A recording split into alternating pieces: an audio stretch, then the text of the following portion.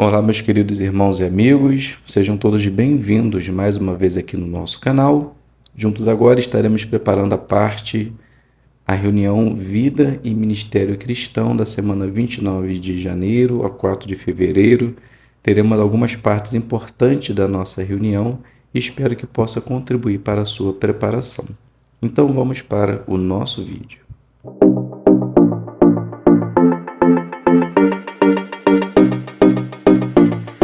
Então sejam todos bem-vindos, é um prazer imenso ter vocês aqui e vamos juntos agora preparar algumas partes de nossa reunião.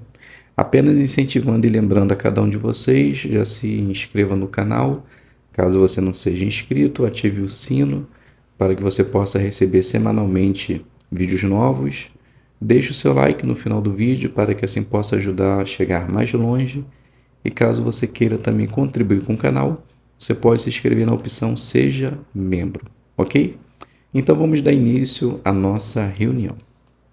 Iniciando, fazendo a leitura do texto que aparece em nossa apostila, que é o livro de Jó 42, versículo 7, que diz assim: Depois de Jeová ter falado essas palavras a Jó, Jeová disse a Elifaz o temanita: Minha ira está acesa contra você e contra seus dois amigos, pois vocês não falaram a verdade a meu respeito, assim como fez o meu servo Jó. Então a pergunta, na verdade, contra quem os três falsos amigos de Jó estavam falando e como saber disso nos ajuda a suportar a zombaria. Então a resposta se encontra no livro Perspicaz, volume 1, página 831. Então podemos responder da seguinte forma: aqueles três amigos de Jó estavam, na verdade, falando contra Jeová. Estavam falando em veracidades contra Deus. Tanto que Jeová, quando rejeitaram ele, quiseram um rei humano, que foi o profeta Samuel, Jeová lhe disse que não era ele que eles estavam rejeitando, mas é a mim que rejeitaram. E o próprio Jesus disse: sereis pessoas odiadas por todas as nações por causa do meu nome. Então, quando nós temos isso em mente, quando nós conseguimos entender que as perseguições, os escárnios que nós passamos é por causa de servir a Jeová e a Jesus, isso nos ajuda a manter o espírito correto, a ter perseverança e enfrentar qualquer tipo de zombaria que possa acontecer. A segunda pergunta: que joias espirituais você encontrou na leitura da Bíblia desta semana? Então, agora nós vamos considerar do capítulo 40 ao capítulo 42 do livro de Jó. Podemos iniciar fazendo a leitura do capítulo 41, versículo 11, que diz assim: Quem primeiro me deu alguma coisa para que eu deva lhe retribuir? Debaixo dos céus, tudo é meu. Esse versículo nos ajuda a entender que qualquer coisa que nós façamos, na verdade, nós não estamos dando nada para Deus. Simplesmente estamos mostrando a gratidão, o amor que nós sentimos por Ele, por ter dado o seu Filho em nosso benefício, onde por meio disto nós temos a recompensa, o privilégio de nos achegar a Deus e ter vida eterna. Então, tudo que nós fazemos aqui nesta terra, em benefício de Jeová, mostrando gratidão por Ele, não estamos devolvendo nada para Deus, simplesmente estamos fazendo a nossa obrigação de servir aquele que nos deu vida. Agora, no capítulo 42, podemos fazer a leitura do versículo 2, que diz assim: Agora sei que és capaz de fazer todas as coisas, e que nada que tens em mente é impossível para mim. Jó, embora já servisse a Deus e fazia a sua vontade como um homem íntegro, aqui ele diz que agora sei que és capaz de fazer todas as coisas. Então, quando a pessoa ela passa a ter uma compreensão correta, a visão correta de Jeová, entende os seus propósitos e a maneira como Jeová age, a percepção ela muda, porque nós conseguimos compreender de coração que Jeová é capaz de fazer tudo aquilo que ele prometeu. Então, quando nós meditamos e estudamos, a nossa compreensão aumenta e, com certeza, teremos uma boa percepção da parte de Jeová. Ainda no capítulo 42, Agora a parte B do versículo 3 diz assim: É verdade, eu falei sem entendimento sobre coisas maravilhosas demais para mim, que eu não conheço. Então, às vezes, quando nós queremos entender certa situação, se faz necessário nós conhecermos os dois lados da história, para que assim possamos ter o entendimento correto e tomar talvez uma decisão certa. Foi exatamente isso que aconteceu com Jó. Jó, ele passou a ter um entendimento correto das coisas maravilhosas de Deus quando ele viu ou ouviu Jeová falar com ele sobre aquilo que ele não conhecia. Então, que isso seja parte de nossa vida. Vai tomar algum tipo de decisão, quer entender alguma situação, entenda primeiro, para que assim você também possa, com sabedoria, tomar uma boa decisão. Ainda no capítulo 42, o versículo 5 diz assim: Ouvi falar a teu respeito, mas agora te vejo com os meus próprios olhos. Esse texto é muito interessante e é uma realidade da vida. Às vezes nós ensinamos tantos textos no serviço de campo, mas a gente só se dá conta de como ele realmente é poderoso quando nós passamos por situações difíceis na vida.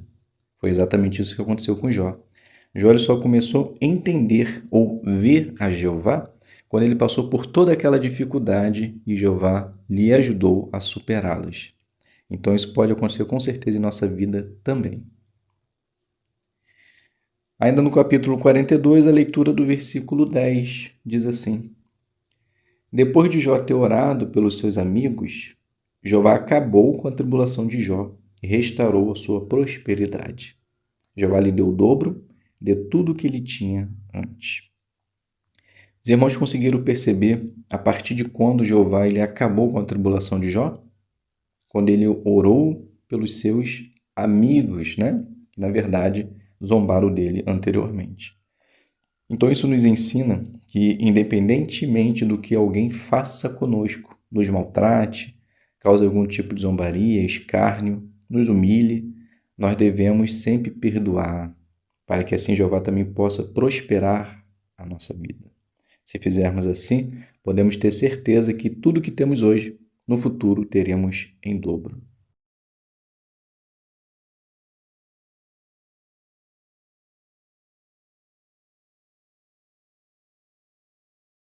Então, caso você tenha dúvida, está com alguma dificuldade em preparar a sua demonstração, fique conosco até o final do vídeo, que eu tenho certeza que vai facilitar a sua preparação. Então vamos iniciar iniciando conversas de 3 minutos. Então lá em nossa apostila, ela diz assim: de casa em casa, a pessoa é de uma cultura não cristã. Então as informações estão na IMD, lição 5.3, que é tato, escolha bem as palavras.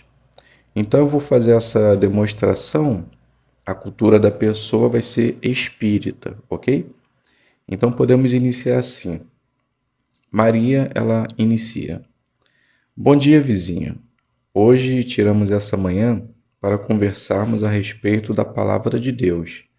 Como você se chama? Então a moradora se apresenta.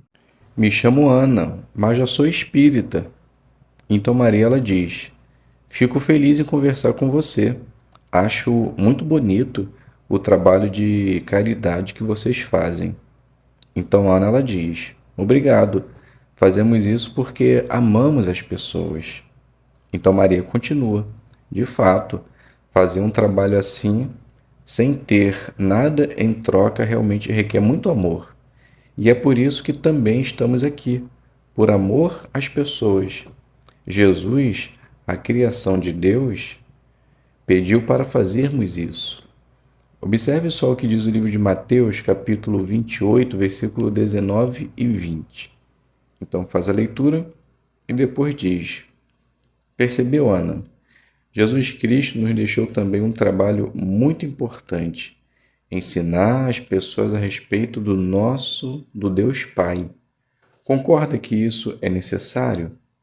Então Ana diz: sim, as pessoas precisam entender como melhorar a sua vida. Maria continua: exato. As pessoas precisam entender como ter uma vida mais espiritual, para que possa estar mais próximo do Pai.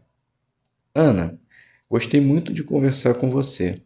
Se você me permitir, gostaria de retornar aqui para conversarmos a respeito da esperança que Deus nos dá. Você já imaginou a possibilidade de vivermos para sempre sem jamais morrer? Então Ana ela diz: Olha, Maria, vou lhe ser sincera. Eu, na verdade, acho impossível essa esperança, pois já faz parte do destino a nossa morte. Mas como você foi respeitosa e educada com respeito à minha crença, vou lhe dar outra oportunidade sim. Vou ficar te aguardando. Então Maria diz: Tá bom, eu agradeço por sua atenção. Então, até sábado. Então aqui a gente finaliza a nossa demonstração. É claro que você pode acrescentar mais alguma coisa caso haja necessidade. Então lá na lição 5, que é tato, o ponto 3, escolha bem as palavras. Então lá diz assim, ó, ao conversar com alguém de uma religião não cristã, você talvez precise ajustar o modo de falar sobre a Bíblia ou se referir a Jesus. Então a gente percebe aqui que Maria, ela fez exatamente isso. Quando ela citou a pessoa de Jesus, ela disse Jesus, a criação de Deus. Por quê? Porque os espíritas acreditam que Jesus foi uma criação de Deus. Então, ao fazer assim dessa forma, ela conseguiu aplicar muito bem o ponto em questão e também levando em consideração que ela foi muito respeitosa em sua fala, até mesmo elogiando o trabalho que eles fazem de caridade. Então podemos dizer que Maria, ela se saiu muito bem em sua demonstração. Vamos agora fazendo discípulos de 5 minutos. Então está lá na lição 13, ponto do 6 ao 7 e o quadro Algumas Pessoas Dizem. Então, lá na brochura Ame as Pessoas, lição 11.4, que é simplicidade. Ajude seu estudante a fazer a ligação entre o que ele já aprendeu e o que ele está aprendendo agora. Então podemos iniciar da seguinte forma. Maria, ela diz: Muito bem, Ana. Então hoje vamos analisar ainda o capítulo 13, que tem o tema Como as religiões falsas afastam as pessoas de Deus. Daremos início no ponto 6. Deus quer tirar as pessoas das religiões falsas. Apenas relembrando, vimos no estudo passado como as religiões falsas afastam as pessoas de Jeová, o que Deus pensa sobre essas religiões, e vimos também que não são todas as religiões que agradam a Deus, pois não mostram amor. Então vamos iniciar. Pode fazer, por favor, a leitura do livro de Apocalipse, capítulo 18, versículo 4. Então Ana faz a leitura do texto e depois Maria continua. Muito bem. E o que diz a nota? Então Ana diz o seguinte: a nota diz: a Bíblia compara as religiões falsas com uma mulher chamada Babilônia a Grande. Então Maria, ela fala: muito bem. Com base nisso, segue uma pergunta. As religiões falsas têm enganado as pessoas. Como você se sente ao saber que Deus quer ajudar as pessoas a sair das religiões falsas? Então Ana responde: Eu sinto feliz em saber que Deus está dando tempo para que as pessoas possam abrir seus olhos e sair de Babilônia, pois não desejamos ser destruídos e nem participar de uma religião falsa. Maria ela continua: Isso mesmo. Jeová ele é tão amoroso que avisa com antecedência para que as pessoas possam fazer as mudanças necessárias na vida. Reconhecer a Jeová como o único Deus verdadeiro e deixar de seguir as religiões falsas. Agora no ponto 7 temos o tema: Continue aprendendo sobre o Deus verdadeiro. Nessa introdução tem umas perguntas interessantes. Gostaria de saber a sua resposta. Por exemplo, será que as coisas erradas que as religiões falsas fazem devem afastar você de Deus? Então Ana, ela fala: Claro que não. Jeová não tem culpa que Satanás tem tampado os olhos das pessoas. Pelo contrário, devemos ficar felizes em saber como ele nos ajuda. Então Maria, ela fala: muito bem, com base nesse exemplo, seria justo culpar o pai pelas ações do filho rebelde? Então Ana, ela responde: claro que não. O pai deu bons conselhos e orientou, e o filho não obedeceu. Então, qualquer coisa que aconteça com o filho não é mais culpa do pai. Maria diz: muito bem, eu também penso assim. Então, agora podemos responder a pergunta principal: seria justo culpar a Jeová e parar de aprender sobre ele por causa das coisas mais que as religiões falsas fazem?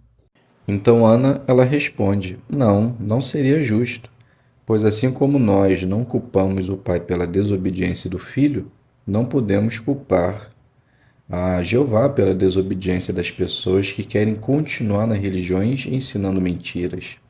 E jamais isso deve ser motivo de deixarmos de fazer a vontade de Jeová, pois como nosso pai, acreditamos e respeitamos as suas orientações. Maria, ela fala: muito bem. Agora, o quadro Algumas Pessoas Dizem. Eu não quero saber da religião, elas só dão problemas. Você concorda com isso? Então Ana diz: não concordo. O problema está nas pessoas. Basta ensinar a verdade e tudo dá certo. Maria fala: a segunda pergunta: por que as coisas erradas que as religiões falsas fazem não devem nos afastar de Jeová? Então Ana, ela diz: porque Jeová não é o culpado de nada, e sim Satanás. Então Maria, ela diz: excelente. Percebo que você entendeu direitinho. Vamos passar então para o resumo. Então aqui eu finalizo essa parte e agora podemos considerar a lição 11, que é a simplicidade, o ponto de número 4. Ajude seu estudante a fazer a ligação entre o que ele já aprendeu e o que ele está aprendendo. Então, antes de começar a lição sobre a ressurreição, você pode recapitular brevemente o que o estudante já aprendeu sobre a condição dos mortos. E se vocês perceberam, foi exatamente isso que Maria fez antes de iniciar o seu estudo. Ela relembrou o que eles já tinham estudado. Então, ao fazer isso, Maria, ela conseguiu aplicar muito bem o ponto de número 4. Então, algo simples, mas que se faz necessário fazer nessa demonstração.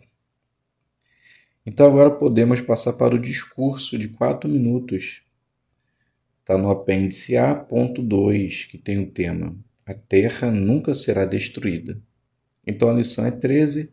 Mostre como colocar o assunto em prática. Então, podemos iniciar da seguinte forma.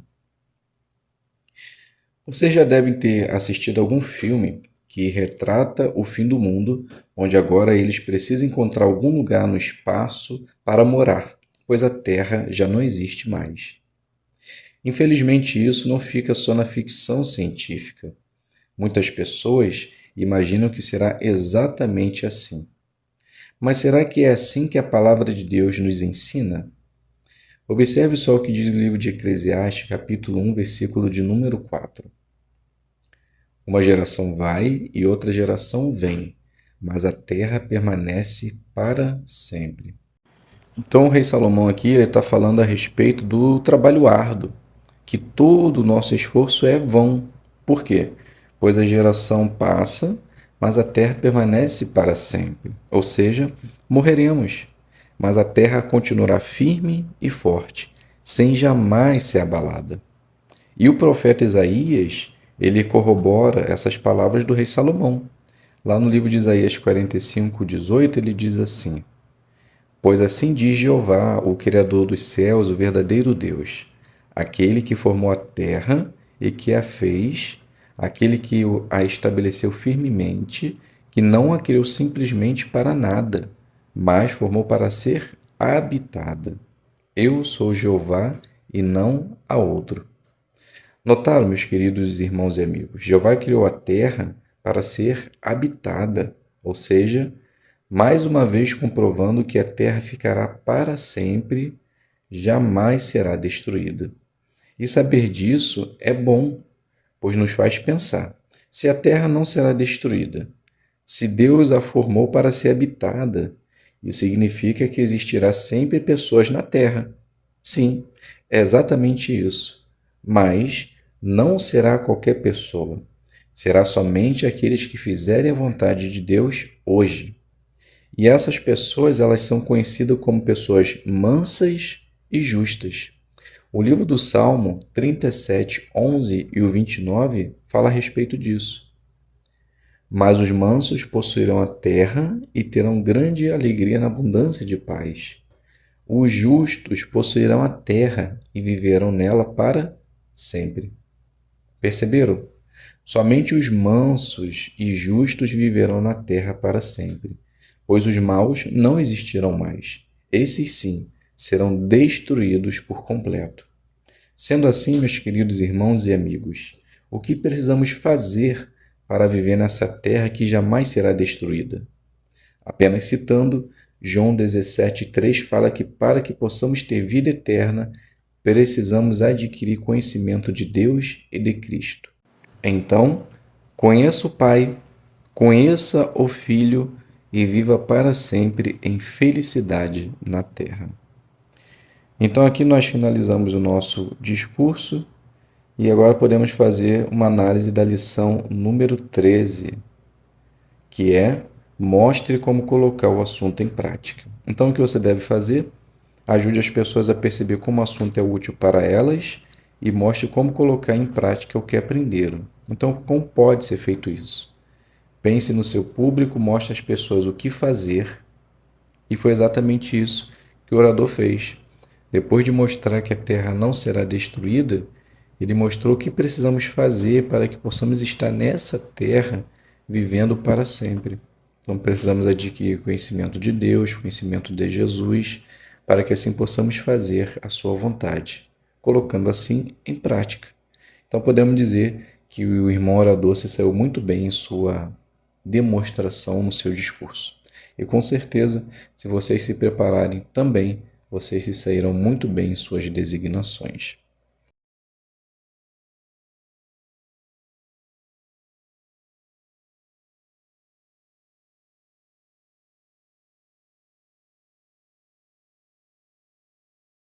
Então já pegue o seu livro, abre aí no capítulo de número 5, que tem o tema: Temos de obedecer a Deus como governante.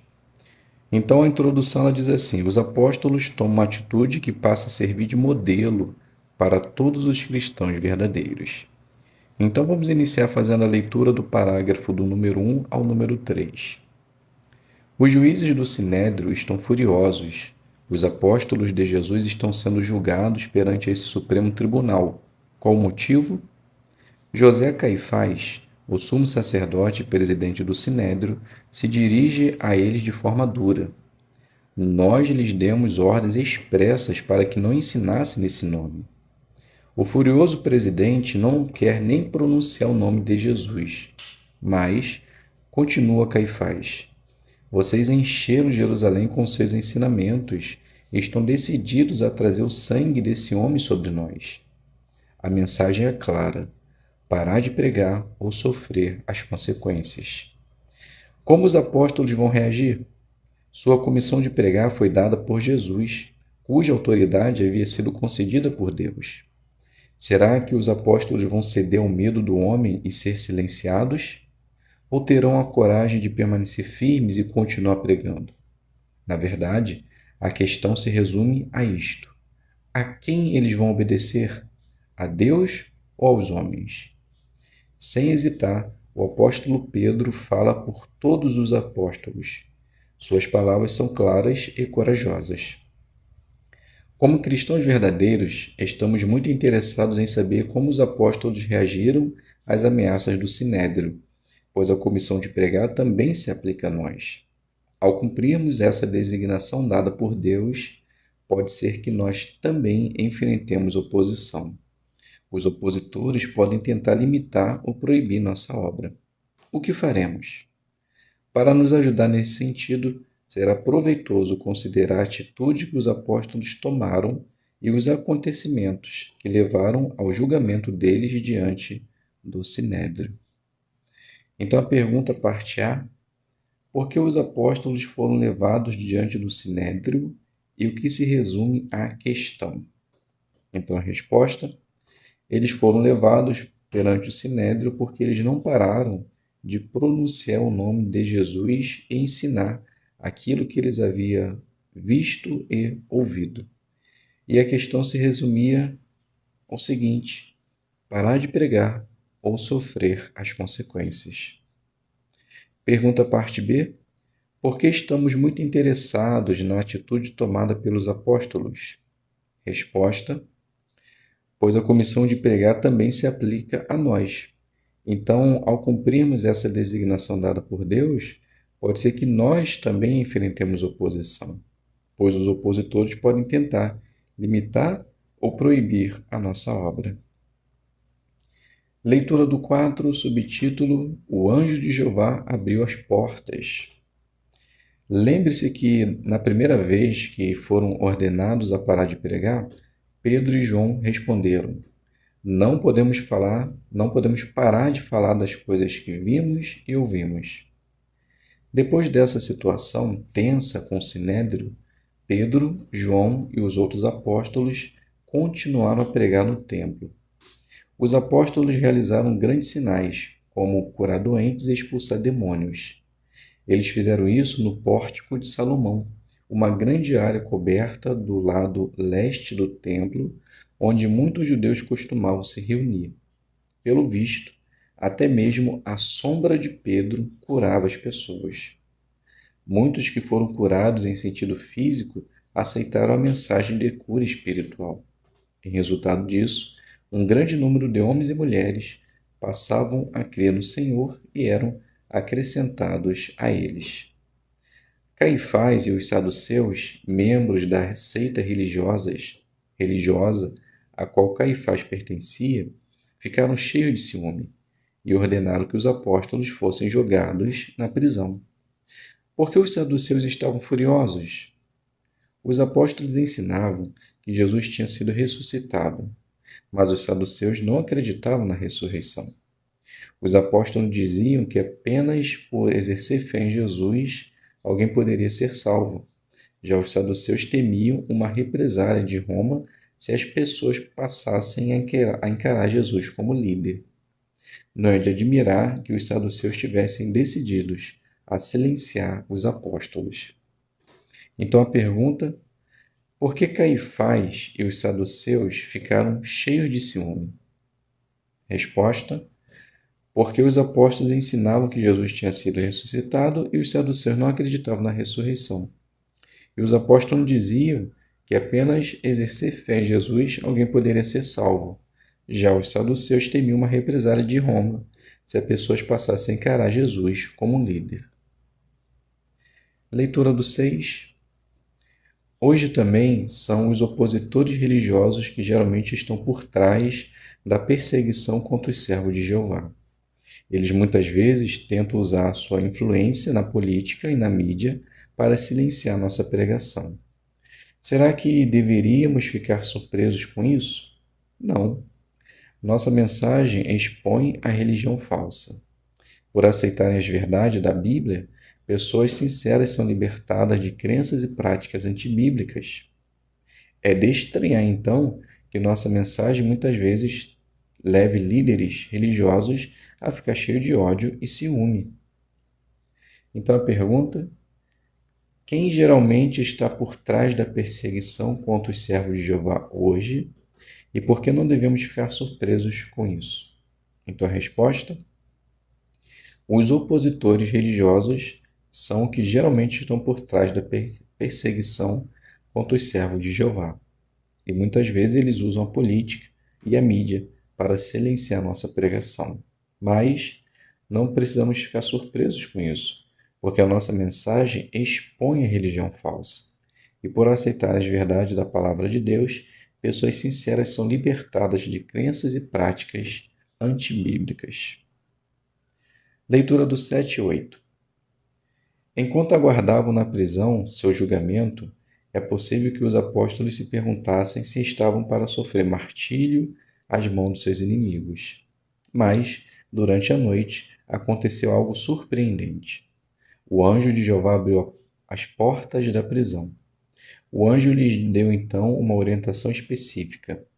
Apresentem-se no templo e continue falando. Essa ordem, sem dúvida, assegurou os apóstolos de que eles estavam fazendo o que era certo. As palavras do anjo também devem tê-los encorajado a permanecer firmes independentemente do que acontecesse. Com forte fé e coragem, os apóstolos entraram no templo ao amanhecer e começaram a ensinar. Cada um de nós faria bem em se perguntar: será que eu teria a fé e a coragem necessárias para continuar a pregar em circunstâncias similares? Podemos nos sentir encorajados por saber que a obra vital de dar testemunho cabal sobre o reino de Deus tem apoio e orientação angélica. Pergunta: que efeito a ordem do anjo sem dúvida teve sobre os apóstolos e o que faríamos bem em nos perguntar? Então, a resposta: as palavras do anjo teve um efeito positivo, pois eles continuaram a pregar no templo assim como o anjo havia determinado, pois isso assegurou para eles que eles estavam fazendo o que era certo, e lhes deu força e determinação. Então, seria bom se nós também nos perguntássemos: será que eu teria a fé e a coragem necessárias para continuar a pregar em circunstâncias similares? Então, que possamos nos encorajar com o exemplo dos apóstolos, para que assim também possamos estar preparados quando esse dia também chegar em nossa vida. Então, meus queridos irmãos e amigos, finalizamos aqui o nosso estudo e espero que possa ter sido de ajuda para você. Obrigado a todos pela presença, fiquem todos na paz de Deus e até um próximo vídeo, se Deus quiser.